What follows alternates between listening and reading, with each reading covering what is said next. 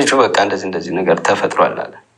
እኔ ምን ብዬ ልደውላቸው? ምን ብዬ ተመልሼ ራሱ ጓደኞችን ማግኘት ከበደ። ሽኝቱ ላይ የተገኙትን ማግኘት በቃ ከበደ። ማንንም ማግኘት እንደዚህ ነገር ተፈጥሯል፣ ስልክ እያነሳልን አይደለም አለችው። በቃ እንትን ተባለ። ወዲያው ባንክ ቤት አካውንቱ መዘጋት አለበት ተባለ። ፍርድ ቤት ሄድ አዘጋን። የትኛውን? የገባበትን። እሺ። ሲዘጋ ምንም ብር የለውም። ያስገባችሁት ብር ወጥቷል? ያስገባነው ብር ወጥቷል። እሱንም ከዛ በኋላ አላገኛችሁትም? በቃ ከዛ በኋላ ከኦንላይን ጠፋ። እሱ ከእቱ ጋር መደዋወል ጀመር። በቃ እንደዚህ ነገር ተፈጥሯል፣ ምን ይሻላል አልኳት።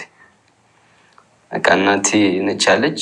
እኔ ብዙ ነገር ከፍዬለታለሁ፣ እሱ የተሻለ ቦታ እንዲደርስ ብዙ ነገር ባጃጁን ሽጦ 400,000 ብርም ጨምሬለታለሁ ነው ያለች።